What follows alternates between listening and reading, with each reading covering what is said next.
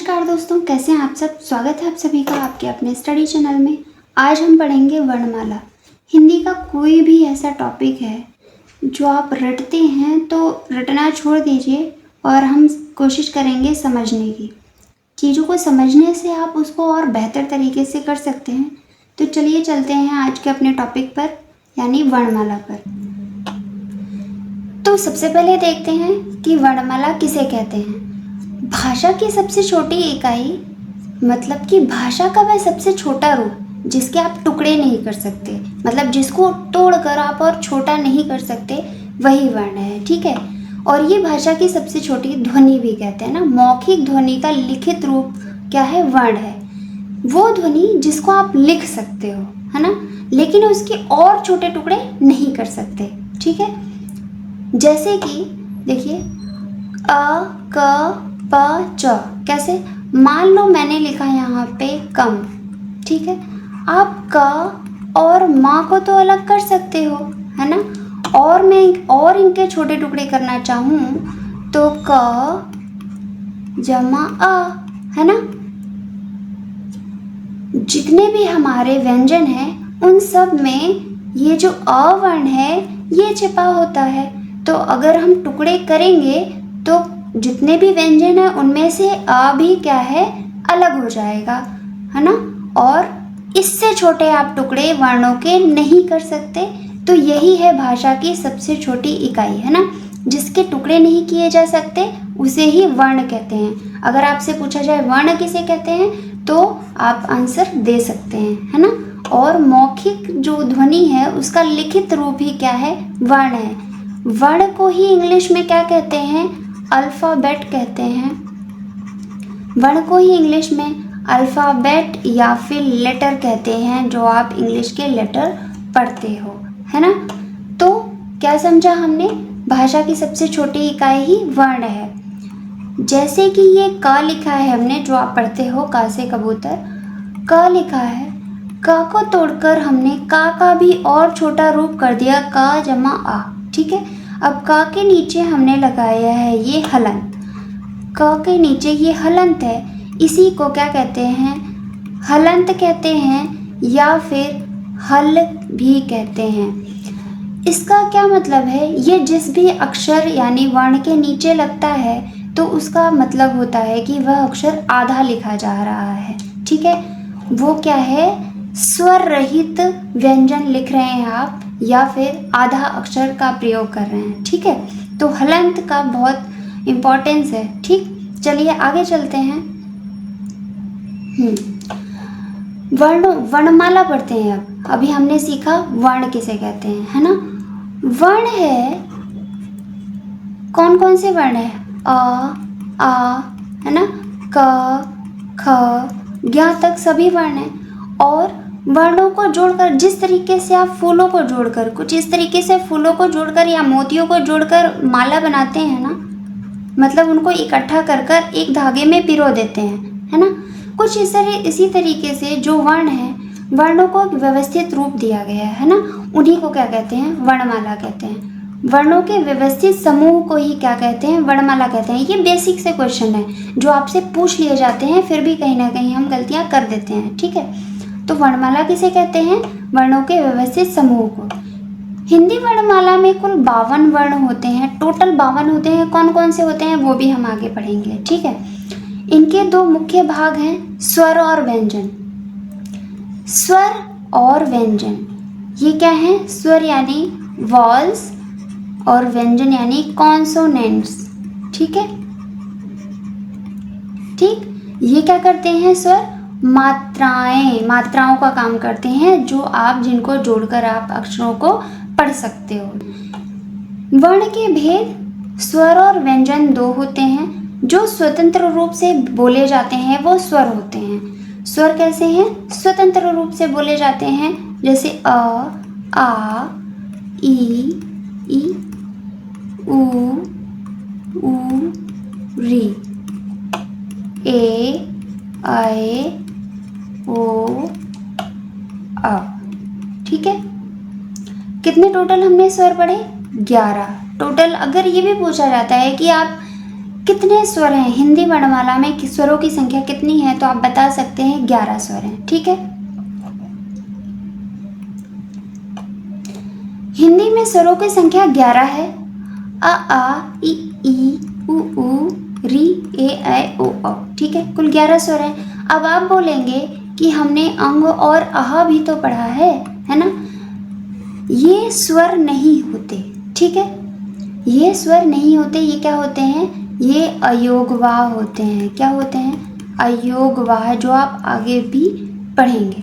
अयोगवाह कितने होते हैं? 2।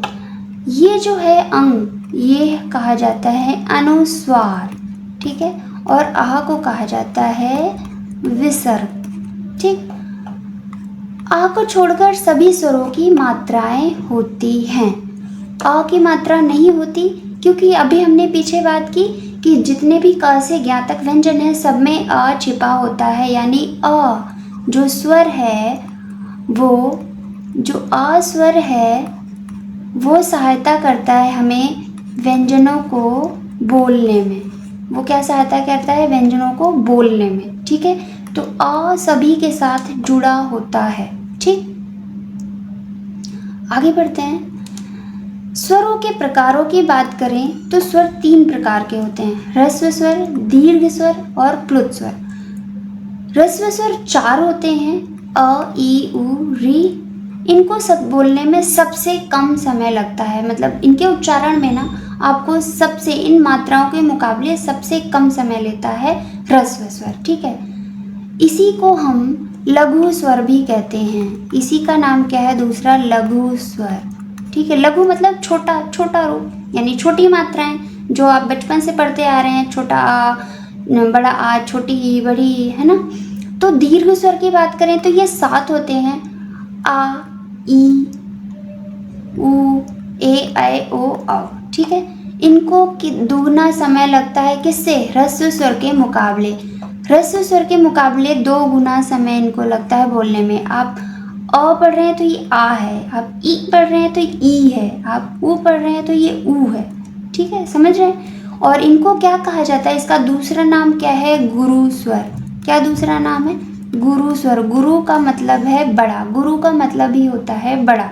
ठीक है, और प्लुत स्वर है, ये ह्रस्व स्वर के मुकाबले में 3 गुना समय लेता है। ह्रस्व स्वर के मुकाबले में, ठीक है, 3 गुना समय लेता है। जैसे आप उच्चारण करते हैं, मतलब या किसी को पुकारते हैं तो ओम, या जाप करते हैं ना ओम का, या फिर राम, है ना, राम करके ऐसे जाप करते हैं, या किसी को पुकारते हैं तो भी आप क्या है, स्वर को लंबा खींच कर ले जाते हैं, तो ये क्या है? प्लुत स्वर है। ठीक है, आगे बढ़ते हैं। उम्मीद करते हैं आपको स्वर अच्छे से समझ में आए होंगे। तो अब बात करते हैं व्यंजनों की। ठीक है, व्यंजन जो है स्वरों की सहायता से बोले जाते हैं। जैसे कि हमने अभी बात की थी, स्वर जो हैं वो स्वतंत्र होते हैं, उनको बोलने के लिए किसी अन्य वर्ण की सहायता नहीं लेनी पड़ती।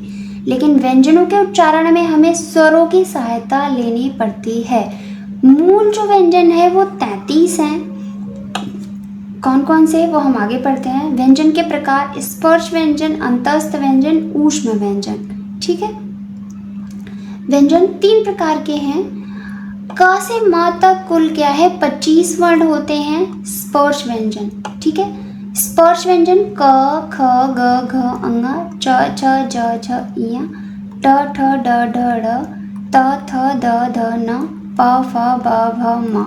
इनके वर्ग भी आप जरूर याद कर लीजिएगा। जो भी वर्ग है इनका, क वर्ग, ये भी पूछा जाता है कि ख किस वर्ग का व्यंजन है, जो किस वर्ग का व्यंजन है, तो च वर्ग का, ट वर्ग, त वर्ग, प वर्ग, सभी वर्गों को याद करना आवश्यक है।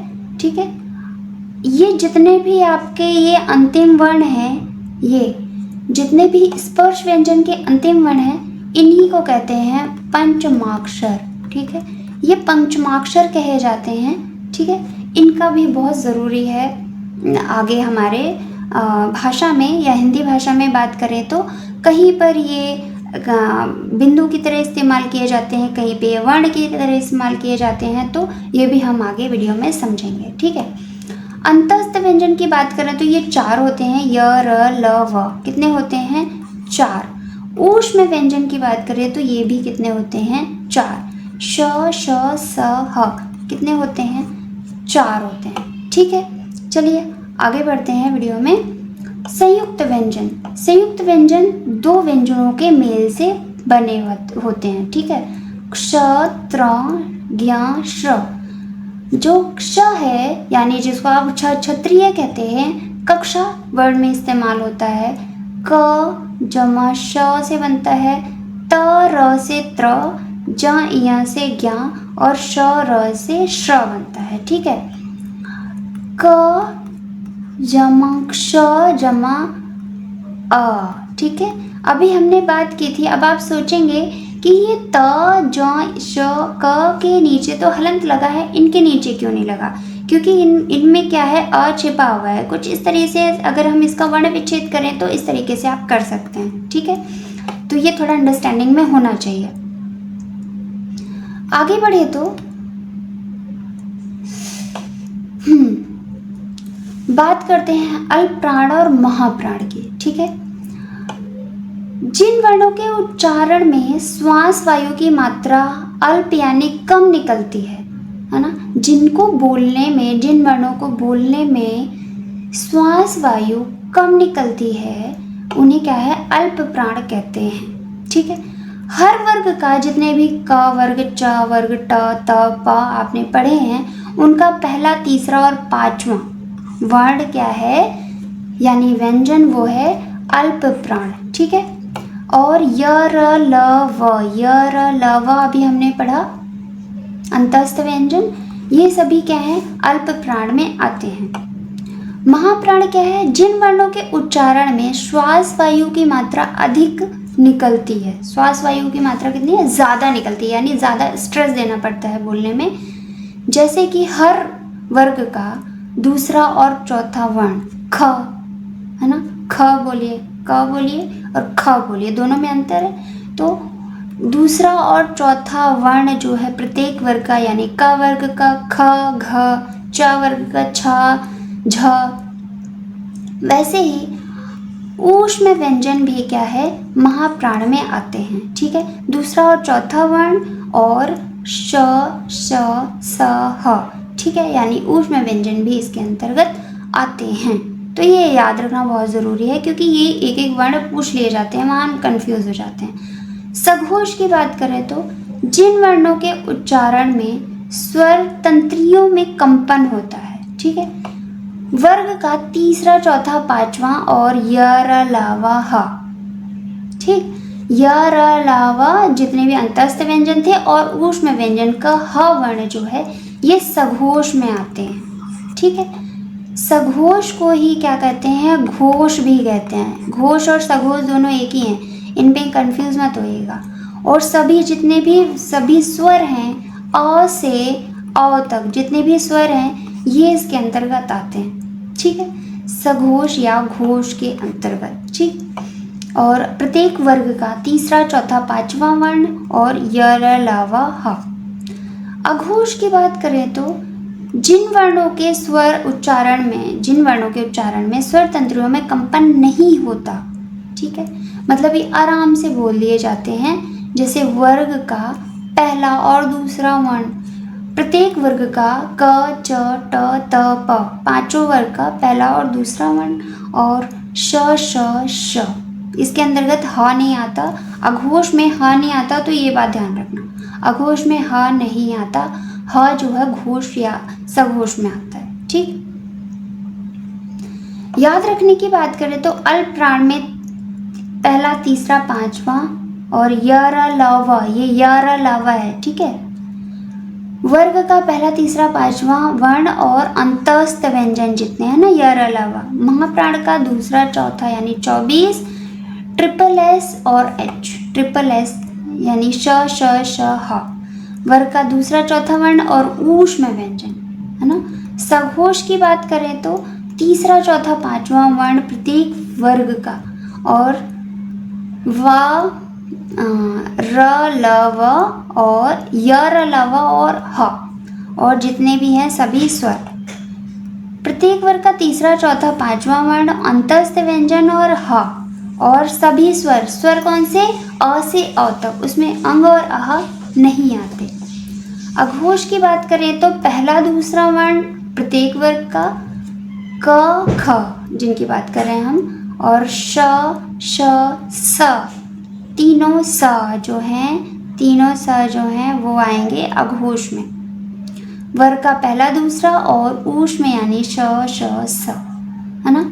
सभी स्वर अल्प प्राण होते हैं और सघोष होते हैं, ये हमने पहले पढ़ लिया। जितने भी स्वर हैं वो अल्प प्राण हैं और सघोष हैं। तो स्वरों की बात की जाए तो स्वर अगर कोई पूछ ले कि जो जितने भी स्वर हैं वो अल्प प्राण है या महाप्राण है, तो अल्प प्राण है अ से अनार और अ से अल्प प्राण, ऐसे याद कर सकते हैं, और सघोष होते हैं। ठीक,